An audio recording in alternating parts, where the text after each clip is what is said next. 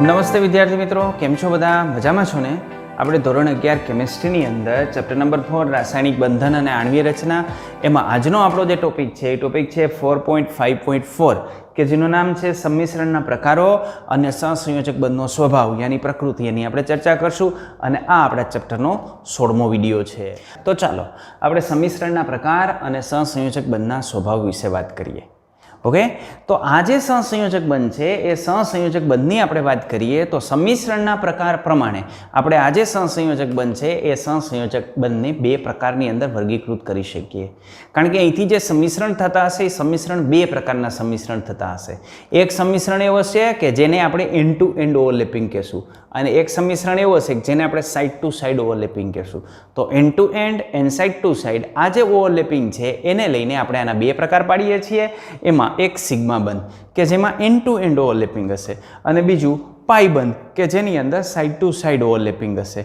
તો આ સંમિશ્રણ જે થાય છે એ સંમિશ્રણને આધારે સહસંયોજક બંધ એને આપણે બે પ્રકારની અંદર વર્ગીકૃત કરી શકશું. તો ચાલો આમાં આપણે જે છે એ ક્રમશઃ 1 by 1 જોતા જઈએ. પહેલાં સહસંયોજક બંધની અંદર સિગ્મા બંધ કેવી રીતે બને, પછી આપણે જોશું કે સહસંયોજક બંધની અંદર પાઈ બંધનું નિર્માણ કેવી રીતે થાય.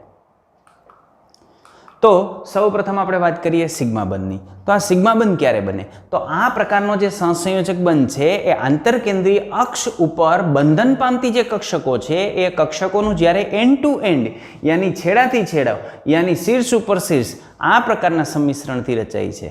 ક્યારે? આંતરકેન્દ્રીય અક્ષ ઉપર બંધન થવું જોઈએ. અને આંતરકેન્દ્રીય અક્ષ તરીકે આપણે કઈ લઈએ છીએ? ઝેડ અક્ષ લઈએ છીએ. હમણાં હું તમને આકૃતિ બતાવું એટલે તમને એકદમ વ્યવસ્થિત જે છે એ સમજાઈ જશે. તો સિગ્મા બંધ ક્યારે બને? તો આંતરકેન્દ્રીય જે અક્ષ છે એ આંતરકેન્દ્રીય અક્ષ ઉપર બંધન પામતી જે કક્ષકો છે એ કક્ષકોમાં છેડાથી છેડા પ્રકારનું યાની એન્ડ ટુ એન્ડ ઓવરલેપિંગ થવું જોઈએ.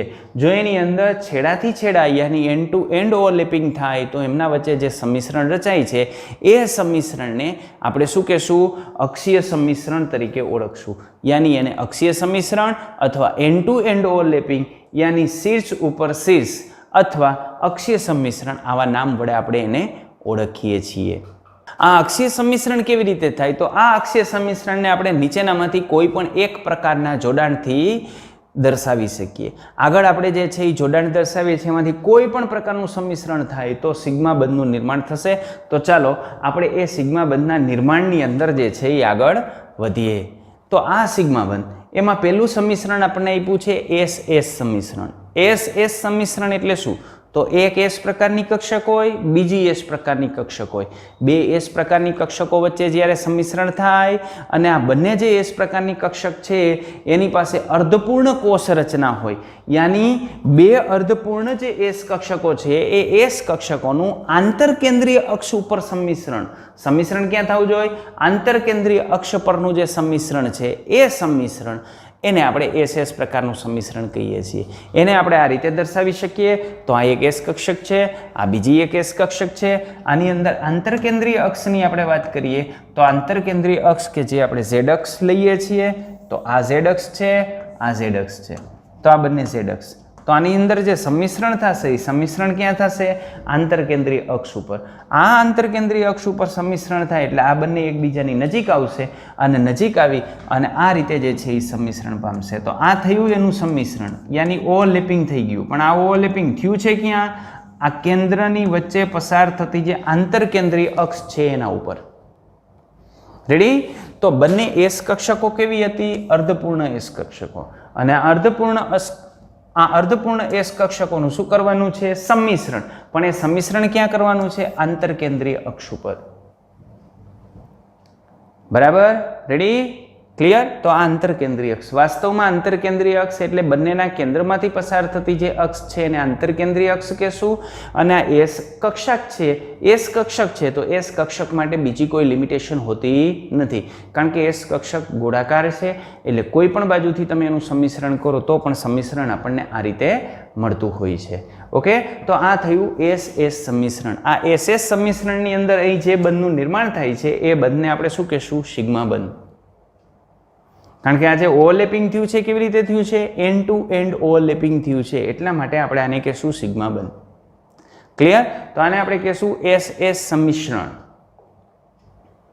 ચાલો હવે એના પછીના સંમિશ્રણની અંદર આપણે આગળ વધીએ તો એક S અને એક P પ્રકારની કક્ષક રાખીએ તો જે સંમિશ્રણ થાય એ સંમિશ્રણને આપણે SP સંમિશ્રણ કહેશું. તો આ પ્રકારનું જે સંમિશ્રણ છે એ સંમિશ્રણ અંદર એક પરમાણુની અર્ધપૂર્ણ S કક્ષક અને બીજા પરમાણુની જે અર્ધપૂર્ણ છે એ P કક્ષક એમના વચ્ચે સંમિશ્રણ થતું હોય છે.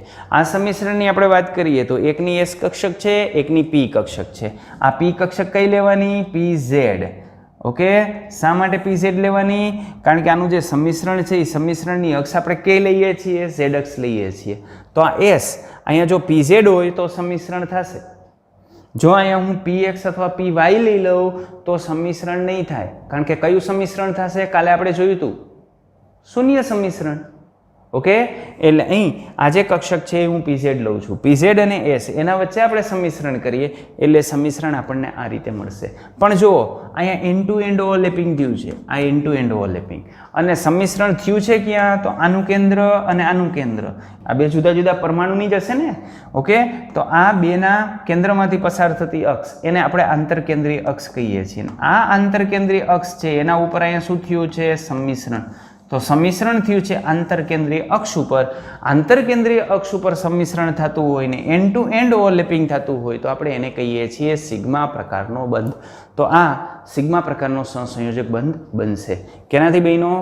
SP થી. SS વચ્ચે કેવો બનતો હતો? સિગ્મા. SP વચ્ચે કેવો બન્યો? સિગ્મા. ઓકે, અહીંયા P કઈ લેશું આપણે? PZ. Z ને આપણે જ્યારે એની સંમિશ્રણ અક્ષ તરીકે લઈએ ત્યારે PX અને PY ની અંદર સંમિશ્રણ 0 થતું હોય. Okay, ready? એટલા માટે અહીં આપણે PZ લેશું. તો ચાલો ત્યાંથી આપણે આગળ ભાગીએ. આગળ આપણે ભણીએ તો એના પછીનું સંમિશ્રણ થશે PP સંમિશ્રણ. યાની બે P પ્રકારની જે કક્ષકો છે એમના વચ્ચે જ્યારે સંમિશ્રણ થાય અને એ પણ કેવું થવું જોઈએ? એન્ડ ટુ એન્ડ સંમિશ્રણ થવું જોઈએ તો સિગ્મા બંધ બને. દાખલા તરીકે આ પ્રકારનું જે સંમિશ્રણ છે એ સંમિશ્રણ નજીક જતા જે પરમાણુ છે એ પરમાણુની અર્ધપૂર્ણ P કક્ષકો વચ્ચે રચાય છે. આ એકની અર્ધપૂર્ણ P કક્ષક, આ બીજાની અર્ધપૂર્ણ P કક્ષક. તો બેની આપણે અર્ધપૂર્ણ P કક્ષક આપણે લીધી.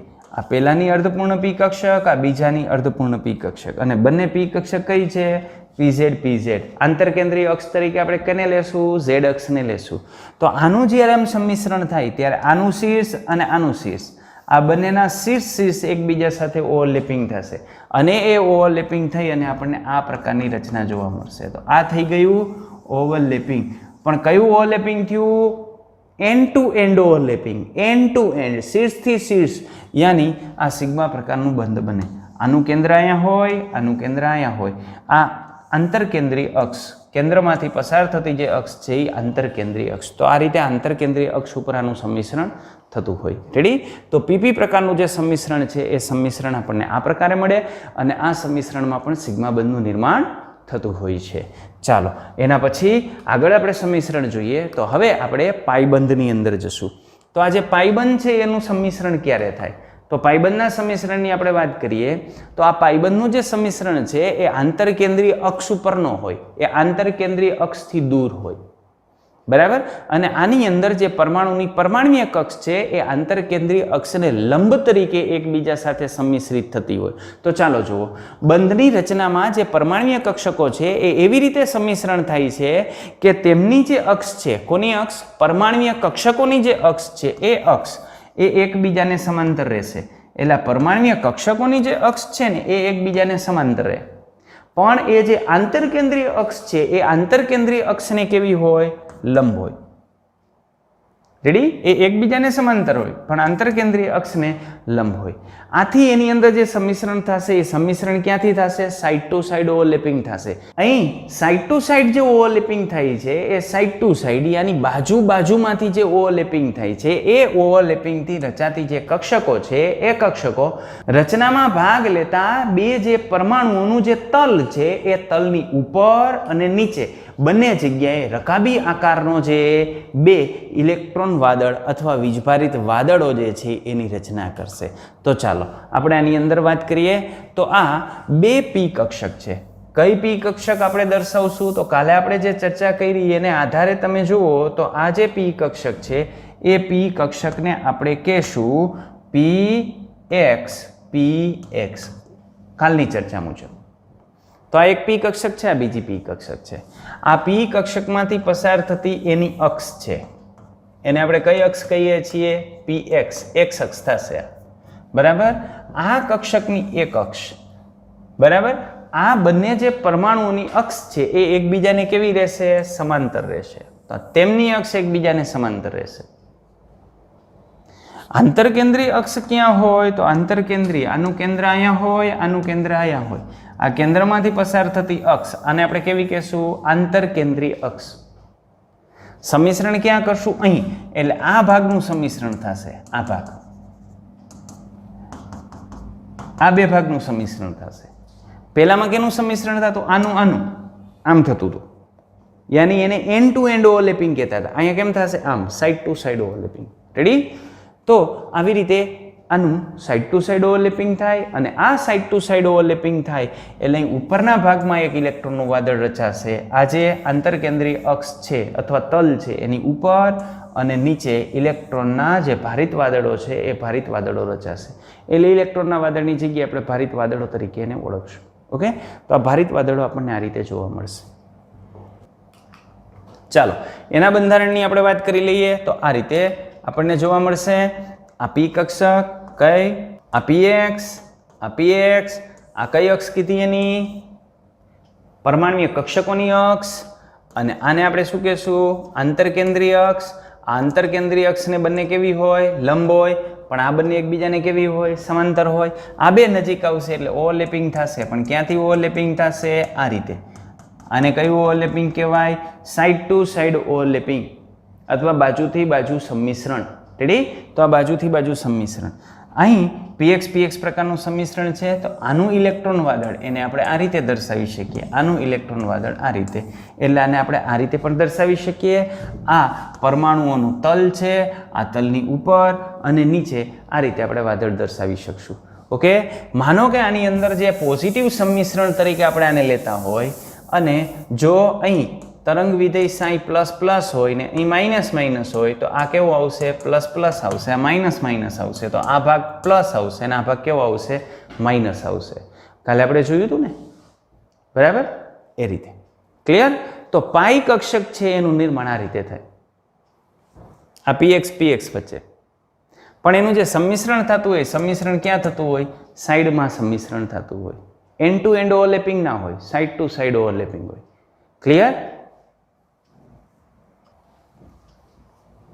ચલો તો હવે આપણે ચર્ચા કરી લઈએ સિગ્મા અને જે પાઈ બંધ છે એ સિગ્મા અને પાઈ બંધની પ્રબળતા. કે આ બે પ્રકારના બંધ બને છે, એક સિગ્મા બંધ બને છે અને એક પાઈ બંધ બને છે. તેમાં પ્રબળતા કોની વધારે હશે? તો સિગ્મા અને પાઈ બંધ જે બે બંધ બને છે એની અંદર સિગ્મા બંધની પ્રબળતા વધારે હશે. શા માટે?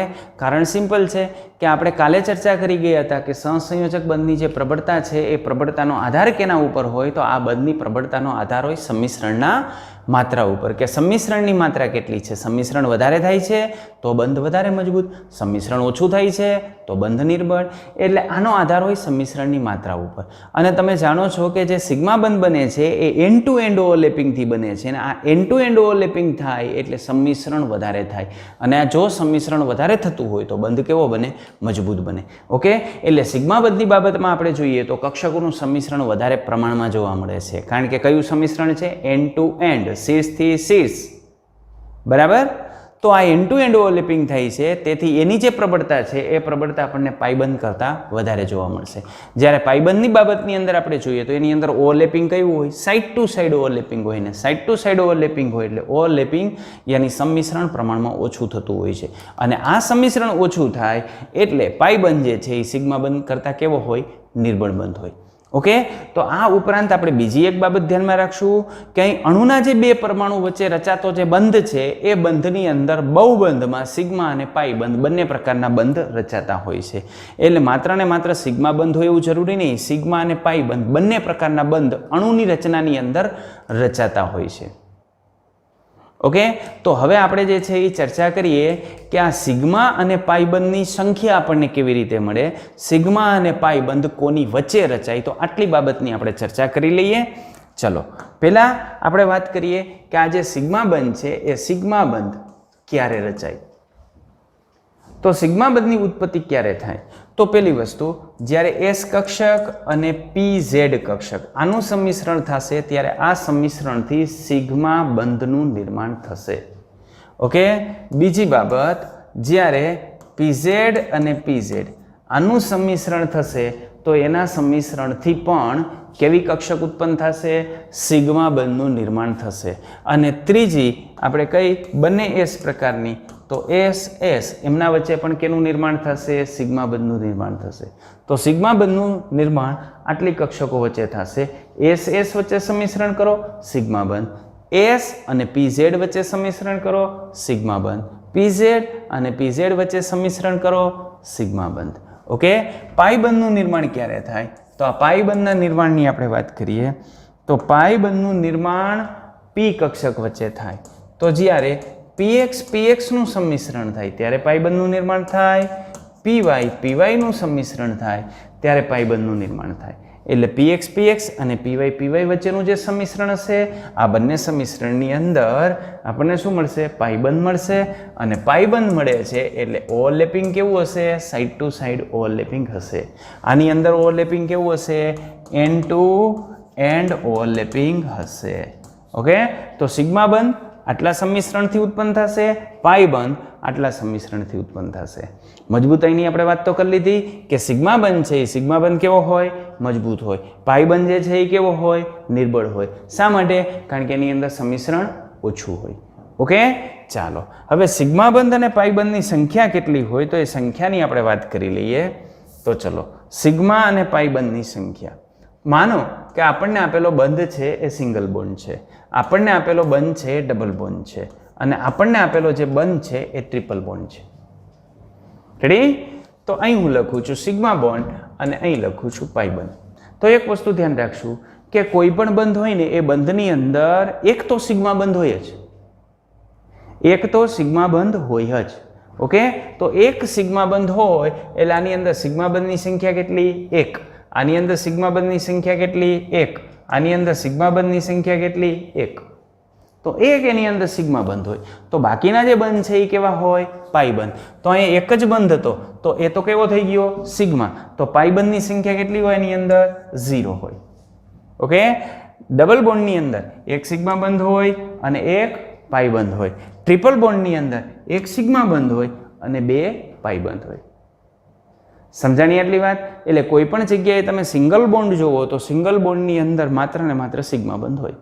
ડબલ બોન્ડ જુઓ તો એક સિગ્મા અને એક પાઈ. ટ્રિપલ બોન્ડ જુઓ તો એક સિગ્મા અને 2 પાઈ. પણ સિગ્મા બંધની સંખ્યા એક જ હોય. ટ્રિપલ બોન્ડની અંદર સિગ્મા બંધની સંખ્યા 2 ન હોય. કોઈ પણ પ્રકારનો બંધ લ્યો, સિગ્મા બંધ 1. ઓકે. અને બાકીના જે વધે એટલે કયા? પાઈ બંધ. રેડી? તો આને આધારે આવા પ્રશ્નો પૂછાતા હોય છે કે આ બંધારણની અંદર સિગ્મા અને પાઈ બંધની સંખ્યા કેટલી હોય. તો ચાલો આપણે થોડીક એની ચર્ચા કરી લઈએ, એના ઉદાહરણ જોઈ લઈએ. આ નોટ કરી લેજો.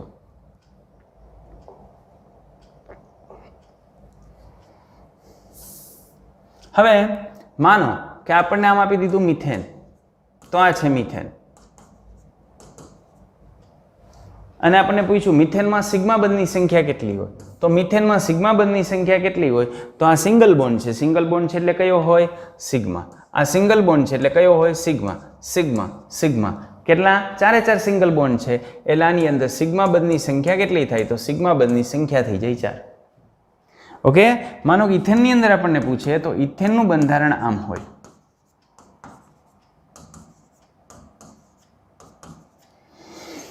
અને આમાં સિગ્મા બંધની આપણને સંખ્યા પૂછે તો આમાં સિગ્મા બંધની સંખ્યા કેટલી? તો આ બધા સિંગલ બોન્ડ જ છે અને સિંગલ બોન્ડ હોય તો બધા જ કેવા હોય? તો સિંગલ બોન્ડ હોય તો બધા સિગ્મા બોન્ડ હોય. એટલે 1 2 3 4 5 6 અને 7. તો આની અંદર સિગ્મા બંધની સંખ્યા કેટલી છે? 7. ઓકે. ચાલો માનો કે આપણને કોઈ બંધારણ જે છે એ આપે, આ પ્રકારનું બંધારણ આપે કે પ્રોપીન. પ્રોપીનની અંદર સિગ્મા અને પાઈ બંધની સંખ્યા ગણો. તો propyne C double bond C. Propyne એટલે 3 કાર્બન હોય અને પ્રોપીન કીધું એટલે એક ડબલ બોન્ડ હોય. ઓકે.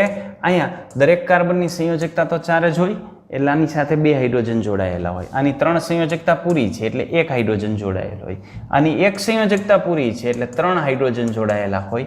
આવું બંધારણ હોય. તો સૌ પ્રથમ આપણે સિગ્મા બંધની સંખ્યા લખી નાખીએ કે સિગ્મા બંધની સંખ્યા કેટલી મળશે. તો સિગ્મા બંધ ચાલો 1 2 3 4 5 આમાં સિગ્મા કેટલા હોય 1 એટલે 6 7 અને 8 એટલે આમાં સિગ્મા બંધની સંખ્યા 8 હોય. પાઈ બંધની સંખ્યા કેટલી હોય 1 ક્યાં હોય અહીંયા. આમાં 1 સિગ્મા હોય તો 1 કેવો હોય પાઈ હોય. રેડી. તો આમાં સિગ્મા અને પાઈ બંધની સંખ્યા આપણને આ રીતે મળે. ક્લિયર. માનો કે આપણને પૂછી નાખ્યું કે બેન્ઝીનમાં સિગ્મા અને પાઈ બંધની સંખ્યા કેટલી છે. તો પહેલા તો આપણને બેન્ઝીનનું બંધારણ ખબર હોવી જોઈએ. બેન્ઝીનનું બંધારણ ખબર હોય તો આપણે આ મેળવી શકીએ. હવે હું તમને પહેલા બેન્ઝીનનું બંધારણ જણાવી દઉં કે બેન્ઝીનનું બંધારણ હોય C6H6. આ એનું અણુસૂત્ર હોય. રેડી. હવે આ જે અણુસૂત્ર છે એ અણુસૂત્ર મુજબ આપણે જોઈએ તો આમાં બેન્ઝીનનું જે બંધારણ છે એ બંધારણ આ પ્રકારનું હોય. આપણે કાર્બનિક સંયોજનની અંદર આ ભણશું કારણ કે કાર્બનિક સંયોજનનો પાયો જ બેન્ઝીન છે. રેડી. અને આમાં હાઇડ્રોજન આવી રીતે જોડાયેલા હોય. આમાં અલ્ટરનેટિવ ડબલ બોન્ડ હોય. અહીંયા ડબલ મૂકો તોય ચાલે. સિંગલ છે એની જગ્યાએ ડબલ કરી નાખો તો ડબલની જગ્યાએ સિંગલ કરી નાખવાના. રેડી. તો આવું બંધારણ હોય. હવે આમાં સિગ્મા બંધની સંખ્યા પહેલા આપણે ગણી લઈએ. તો સિગ્મા બંધની સંખ્યા કેટલી. તો 1 2 3 4 5 6 7 8 9 10 11 12 એટલાની અંદર સિગ્મા બંધની સંખ્યા કેટલી હોય. તો સિગ્મા બંધની સંખ્યા આપણને આટલી મળશે. પાઈ બંધની સંખ્યા કેટલી હોય. તો આ ડબલ બોન્ડ છે તો ડબલ બોન્ડમાં એક પાઈ બંધ અહીંથી હોય, બીજો પાઈ બંધ અહીંથી હોય અને ત્રીજો પાઈ બંધ અહીંથી હોય. તો આ બેન્ઝીનની અંદર પાઈ બંધની સંખ્યા આપણને મળશે 3 અને સિગ્મા બંધની સંખ્યા કેટલી મળશે 12. રેડી. આ રીતે સિગ્મા અને પાઈ બંધની સંખ્યા મળે. દાખલા તરીકે માનો કે આપણને પૂછી નાખે N2 તો N2 નું બંધારણ કેવું હોય આમ હોય. તો આમાં સિગ્મા બંધની સંખ્યા કેટલી હોય 1, પાઈ બંધની સંખ્યા કેટલી હોય 2. તો આવા કોઈ પણ બંધારણ જો તમે જાણતા હોય ને એનું કોઈ પણ સંયોજનનું જો તમે બંધારણ જાણતા હોય ને તો બંધારણને આધારે એની અંદર રહેલા સિગ્મા અને પાઈ બંધની સંખ્યા તમે ગણી શકો. રેડી. તો આજનો જે વિડીયો છે એ વિડીયોની અંદર આપણે અહીં સુધી રાખીએ છીએ. ઓકે. બધાનો ખૂબ ખૂબ આભાર.